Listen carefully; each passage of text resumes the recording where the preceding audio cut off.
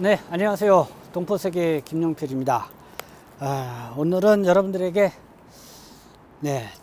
뒤에부터 볼까요? 이 항범성 평전. 이게 최근에 발간된 책입니다.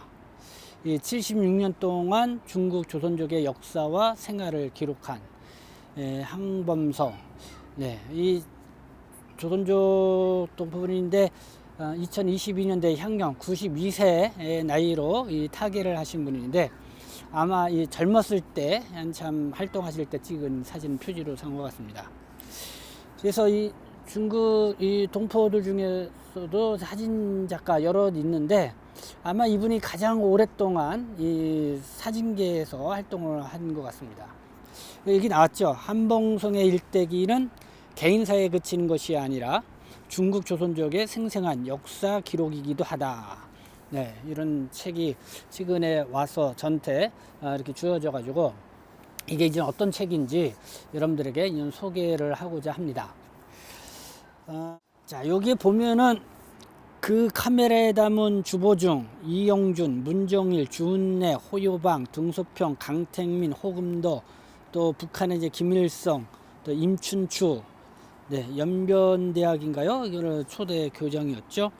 연변자치주와 인연이 있는 항일투사와 주요 정치 지도자들의 모습을 공개를 한다. 이분이 이 사진으로 다 이렇게 찍어서 공개를 한 그런 사진입니다. 그래서 이게 한 400페이지 정도 되는 분량으로 이렇게 있는데 안에 보면은 이게 저자는 김창석, 1961년생이고요. 중국 길림성 화룡에서 출생한 연변대학 조선어문학부를 졸업을 한 분입니다. 그래서 연변 인민출판사 상하이 지사장까지 지냈고 어제는 작가이십니다. 그래서 이분이 저서로는 정판용의 이야기, 동방명주를 빛낸 사람들, 중국 영화 황제 김염, 해랑강의 아들, 이런 저서를 내기도 했는데 요번에 이 항범성 평전을 냈고 또 같이 내신 분이 이제 이광평 선생님이신데 저도 한번 좀 뵌 적이 있습니다. 이분은 1939년에 용정에서 태어나신 분입니다. 용정의 이 3.13 그러니까 항일 독립운동 했던 거기에 이제 기념사업회 이사장도 지내셨는데 이분도 이제는 용정시 문화관에서 관장을 지냈고 역시 이 사진작가로 이렇게 오랫동안 활동을 하신 분입니다. 그래서 이 김창석 작가님하고 이광표 전 용정시 문화관장님이 함께 공조를 해서 만든 이 항범성 평전인데 상당히 의미가 있는 이 평전이 아닌가 이렇게 생각이 듭니다. 그래서 여러분들에게 좀 소개를 해드리고자 하는데요. 이 중국 조선족의 촬영예술 선도자로 평가받는 그 항범성 사진작가의 일대기를 담은 이 항범성 평전, 한국에서 이 출간대에서 크게 주목을 받고 있다.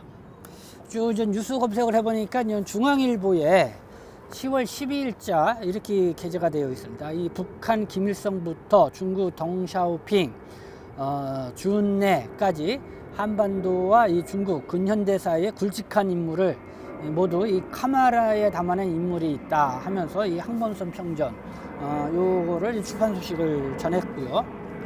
그리고 이 통일뉴스도 인터넷판에서 이 조선족 사진계의 전설이다 이렇게 소개를 했습니다. 그래서 여러분들이 인터넷에서 이 항범성 이름을 쳐보면은 그 기사를 좀 보실 수가 있습니다. 이 항범성 선생은 1930년 중국 길림성 왕청년에서 태어났습니다. 그래서 1943년 왕청년 남하마탕 이 춘탕우급학교 이 졸업식 때 이 사진을 찍잖아요. 졸업 사진을 찍을 때 그때 저는 처음으로 이 사진에 흥치를 갖게 됐다고 합니다. 그래서 1946년도 그때 나이가 16살이었는데요. 그 영길시에 보니까 김몽훈 님이 김몽훈 이분이 운영하는 이 금강 사진관이 아주 대표적인 사진관이었던 것 같습니다. 여기에 이제는 배우기 위해서 이 금강 사진관에 이제 들어가서 사진을 배우기 시작을 했고 그래서 그때서부터 이제 사진으로 계속 우리 그또 연변 지역의 이 변화상이라든가 이런 거 사진을 담아왔던 활동을 2022년까지 2022년이 이제는 코로나19가 한창 기승을 부릴 때였죠. 네, 그때 나이가 92세인데 어쨌든 코로나19 그 위기 상황을 넘기시지 못하고 그때 이제 타계를 하셨습니다. 그러니까 1946년도서부터 이렇게 계속 이 카메라와 함께 살아오신 분이다. 네, 그래서 이렇게 항범소 평전 출판 이 기념회를 지난 10월 11일 이 서울에 보면은 한국 프레스 센터가 있는데 거기 20층 이 프레스 클럽 쪽에서 이렇게 사진 출판 기념 행사를 가졌습니다. 그래서 이 사진을 좀 받아봤는데 한번 볼까요? 1930년에 항범송 출생 당시 북간도로 이주한 가족사 이제 요 책에 실려 있는 내용입니다. 그때 항범송 선생이 1930년도에 이제는 출생을 했는데 원래는 이분들이 함경도 분인데 그 아버님이 그때 이제는 북간도 그때는 이제는 동부 삼성 지역을 그냥 북간도 연변을 북간도라고 했죠. 이를 이제 이주한 가족사와 그리고 그 당시에 이제는 어린 시절 뭐 이런 이야기로 요 책에 이제는 수록이 되어 있습니다. 그리고 1945년 해방 이후 영길시로 이주를 해서 이 사진가의 길을 갖기 위해서 앞서 말씀드린 것처럼 김몽웅 선생이 운영하고 있는 이 금강사진관 거기에 이제 들어가서 이제 사진을 배우기 시작했던 그 시절 이야기를 담고 있고 그리고 나서 그 당시에 이제는 신문사에 이 사진 기자로 이제는 활동을 하면서 76년간 그 중국 정부가 1949년 10월 1일 수립됐는데 그 이후서부터 계속해서 이 사진을 이렇게 찍어왔다. 그래서 그 과정을 담아와서 이 한 권의 책으로 놨는데, 네, 참 귀중한 이 책이라고 생각합니다. 그래서 이 책을 보면서 이 중국 조선족의 역사 생활상을 이렇게 들여다볼 수 있는 것 같습니다. 그래서 그 이야기를 이 책을 보면서 좀 들려드릴 수 있을 것 같고 이 글이 아니라 그때 생생했던 이 사진도 함께 게재가 되어 있어서 그래서 제가 이걸 정리를 하면서 이 중국 동포 이게 역사 탐색이라 할까요? 그렇게 해서 좀 들려드리고자 합니다. 제가 이 중국 동포 이해를 위한 역사 탐색 시간 제가 한 4차례에 걸쳐서 여러분들에게 말씀을 드린 바가 있는데 아마 이 책이 나옴으로 인해서 그 당시에 있었던 이 사건 사고 여러 가지 의미 있는 그 역사적인 그런 현장 이 사진을 통해서도 보여드리면서 덧붙여서 여러분들에게 좀 설명을 드릴 수도 있고 여기에 이제는 김창석 그 작가님이 그 당시의 상황을 물론 이 항범선 선생의 일대기지만은 그 당시에 돌아가는 상황들을 또 상세하게 이렇게 글로도 썼습니다. 글로 써가지고 이거를 보면은 우리가 이 연변 지역을 중심으로 한 이 동포 사회가 어떤 흐름으로 이렇게 진행되어 왔는지를 읽을 수 있는 아주 귀한 책이 아닌가 생각합니다. 그래서 요거를 제가 보고 기획적으로 여러분들은 소개를 해드리고자 합니다. 여기서 좀 대표적인 사진을 하나 좀 설명하면 이거는 항범선 선생님이 쓴 사진은 아닌 것 같고요. 보니까 여기에 일제강점기 네, 이거는 고프로로 한번 봅시다.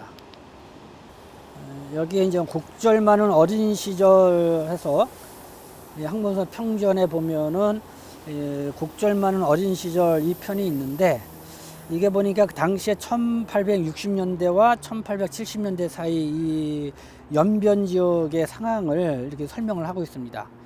1860년대와 1870년대 사이에 조선에서 재해와 흉년이 연속으로 발생하자 이 수만 명의 이재민들이 사람이 살지 않으면서 비옥한 간도 지역, 그때 연변 지역을 간도라고 그랬죠. 옮겨간 이야기. 그래서 이주 초기에 조선인들은 통화, 지반, 장백, 신빈, 용정, 네, 이쪽 두만강변이죠. 이 압록강 부근으로 정착했던 그런 거를 기술을 하고 있고, 그리고 이렇게 시작된 농민들의 이민 구에서 계속되어서 1905년도에 늘사 을산 늑약이 있었죠. 이때서부터 일사능작으로 해서 일제가 그때 대한제국의 어쨌든 그 외교권을 그냥 박탈한 그런 사건이죠. 그래서 나라가 이제 국권을 잃게 된 그 사건인데, 그러면서 이제 항일 애국지사들이 국경을 넘어서 이 간도 지역으로 많이 오게 됐습니다. 근데 이미 일사늑약이 있기 전서부터도 1860년대 이후 그쪽 지역으로 이주한 이 조선의 농민들이 많이 살고 있었던 지역이었죠. 그래서 만주와 이 서북간도 땅, 조선인들의 생활터로 이렇게 자리를 굳혀가고 있는데, 1905년 일사늑약 이후 연변 지역의 항일 독립운동가들의 활동 무대가 되었다. 뭐 이런 이야기도 이렇게 되어 있고, 그러다가 이쪽 지역에 1931년 일제시대 때에 만주를 침략해서 만주국을 세운 일제가 이 중국 이 동북 지역을 대륙 침략의 병참기지와 식량기지로 활용하고자 뭐 1년에 한 10,000호씩 이주시킨다는 그런 계획을 실시하면서 이 조선인들, 특히 경상도라든가 전라도에 거주하고 있던 그 당시에 조선인들 이 만주 지역으로 대거 이주를 시키는 그런 일이 있었죠. 1931년도에 이제는 그 만주 사변이 있으면서요. 그 당시에 이게 사진인 것 같습니다. 일제 강점기. 이거는 이제 함경북도 무산에서 이 두만강을 넘어 목간도로 이주하는 조선 사람들의 모습을 담은 이 사진.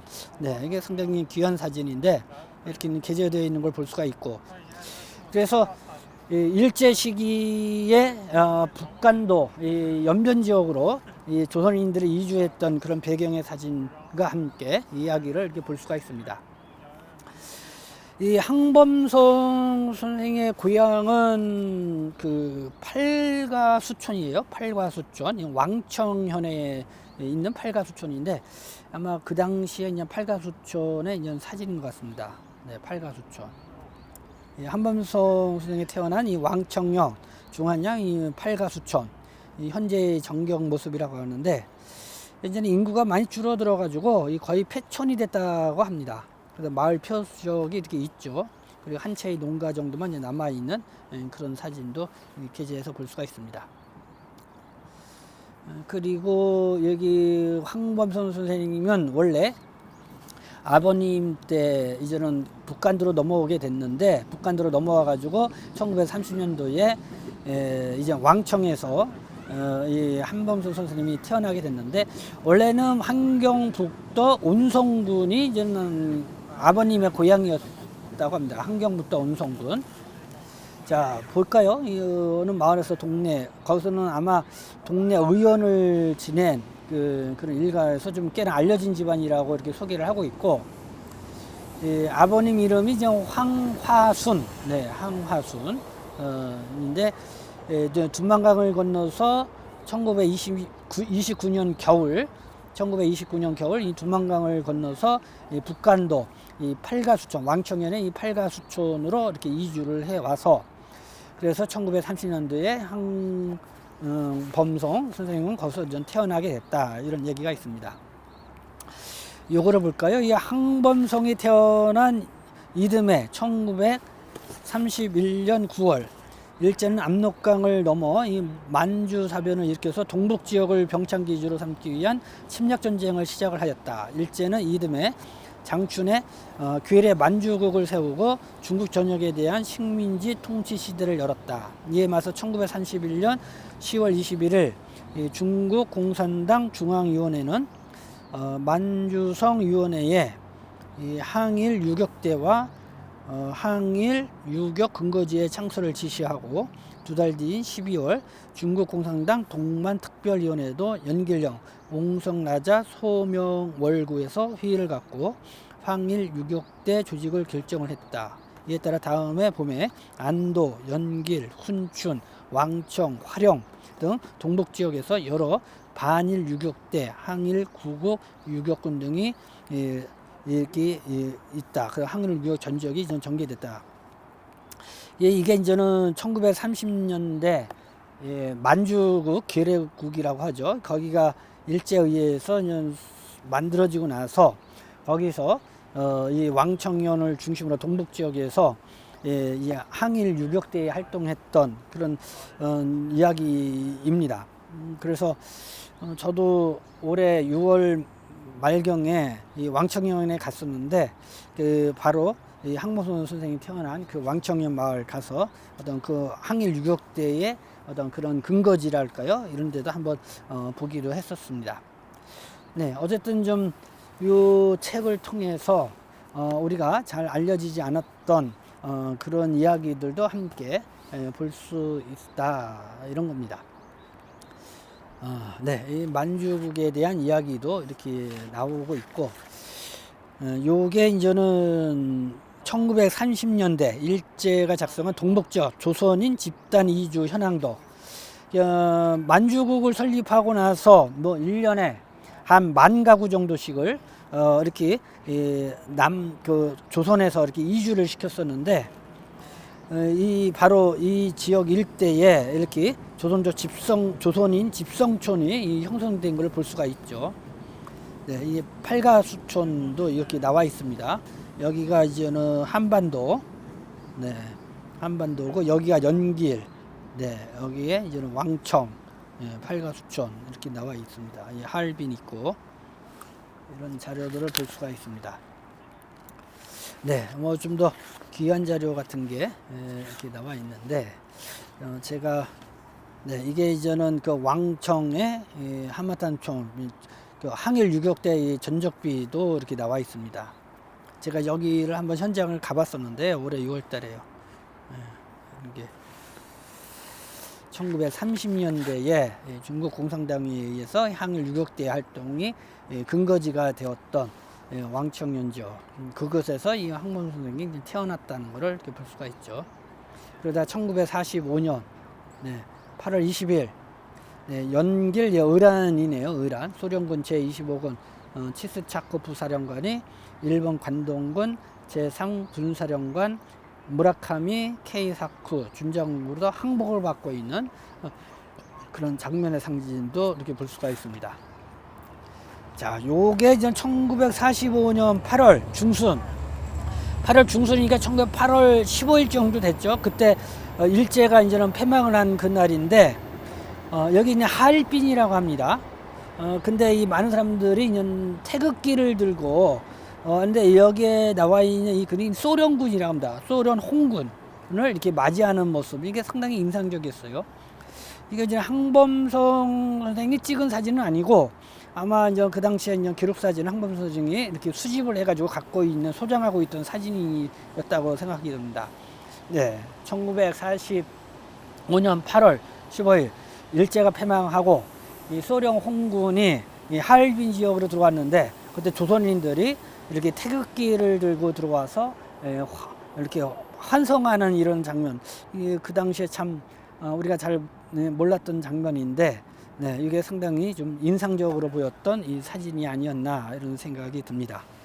네, 뭐 그런 사진도 있다, 이런 거죠. 그리고 이제 해방 이후 이 사진은 이렇게 열차를 타고 해방이 됐으니까 이제는 뭐 고향 한반도로 간다라든가 뭐 이렇게 가는 이런 거죠. 그러니까 1946년 3월 중국의 이 국민당군이 들어오자 이 심양역에서 기차를 타고 떠나는 피난민들, 네, 항범서 일가도 이와 같은 피난길도 비슷하다 그러는데, 이 1946년 여기에 이주를 보면은 이게 이제는 만주국이죠. 만주국인데 그 항범성의 아버지죠. 아버지가 황화순인데 이 테레현에서 이렇게 농사도 지으면서 이렇게 있다가 해방이 된 후에 테레현에서 이제 할빈에서 한참 떨어져 있는 지역이죠. 그래서 이제는 연길로, 원래는 이 함경도로 다시 이런 해방이 됐으니까 들어오려고 하다가 아마 함경도까지는 들어오지 않고 연길에 머물게 된 것 같습니다. 그때도 바로 이런 열차를 타고 저런 경우로 이렇게 이쪽에서 피난을 왔다, 하는 그런 거를 볼 수가 있죠. 그러니까 그때 중국의 국민당이 들어오면서 왜 이렇게 피난길에 올라갔냐? 이 국민당은 특히 이주민들에 대해서 상당히 배척을 하는 그런 정책을 펼쳤죠. 그래서 상당히 모든 있는 거를 다 빼앗고 무자비하게 이렇게 국민당이 했다고 합니다. 이 중국 공산당하고는 다르게요. 이 중국 공산당 같은 경우는 오히려 우리 공산당에 더 확정해서 항일 운동을 하게 되면은 뭐 토지도 주고 너희들 원하면은 여기서 살게끔 해주겠다 이렇게 했는데 또 했지만은 국민당 같은 경우는 이민족에 대해서 상당히 탄압이 심했다고 합니다. 그러니까 이제는 만주국이 망한 거죠. 일제가 망함으로써 그러면서 국민당들이 들어오면서 이렇게 그쪽으로 이주했던 이 조선인들이 다시 한반도로 들어오기 위해서 이렇게 이주의 피난길을 이렇게 걸어오기 시작했는데 그때 그 전경 이거는 심양에서 이제는 한반도로 들어오는 그런 전경을 담은 거고 이 항범 선생은 이 테레연에서 이렇게 함경도로 들어오는데 역시 연길시에서 이제 머물게 됐다는 그런 이야기까지 이 가족 이주사가 여기에 이렇게 사진과 함께 실려 있습니다. 네, 그래서 이 항범선 평전을 보면서 제가 이걸 좀 시리즈로 나눠서 여러분들에게 중국 동포 2의 역사 탐구라고 할까요? 그래서 시기적별로 항범선 선생님이 찍은 사진과 함께 해서 이렇게 중요한 장면들을 소개를 해드리고자 합니다. 그러면은 중국 동포에 대한 어쨌든 이해를 보다 좀 수월하게 할 수 있는 그런 계기가 되지 않을까 이렇게 생각이 듭니다. 네, 오늘은 그래서 이 책이 이렇게 발간됐다는 소식과 함께 이 항범선 선생이 태어난 곳 왕청현 그리고 또 그 당시에 일제 시기 또 만주국이 설립됐던 그 당시 해방 전후에서 그 동포들의 이주사에 대해서 이 책에 수록된 내용을 토대로 해서 여러분들에게 말씀을 드렸습니다. 네, 앞으로도 한번 계속 이런 역사 탐색을 해보는 시간을 갖도록 하겠습니다. 네, 이렇게 좀 귀한 책을 이렇게 내주셨는데 이 책을 좀 제가 받게 된 거는 이 항범선 선생님은 딸만 넷이라고 합니다.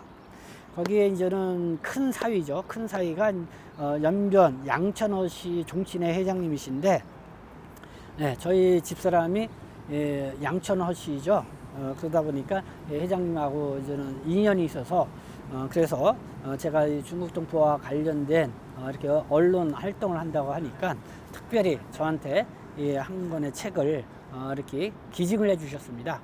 받아보고 저도 다 읽어보지는 못했지만은 이게 보니까 사진과 함께 정말 좀 귀한 그런 자료와 함께 내용들이 수록되어 있어서 앞으로 이거를 통해서 중국 동포의 이주사 또 중국에서의 어떤 생활 이런 중요한 장면들을 한번 탐색해 볼 수 있는 기초 자료가 되지 않을까 생각합니다. 네, 여러분들 함께 관심 갖고 이제 봐주시면 좋고, 이 책은 아마 한국에서 출판이 됐기 때문에 여러분들이 이 온라인을 통해서도 한번 검색을 해보시면은 구매도 가능하리라 생각합니다. 네, 지금까지 시청해 주셔서 감사합니다. 저는 동포세심 대표 현장 김용필이었습니다.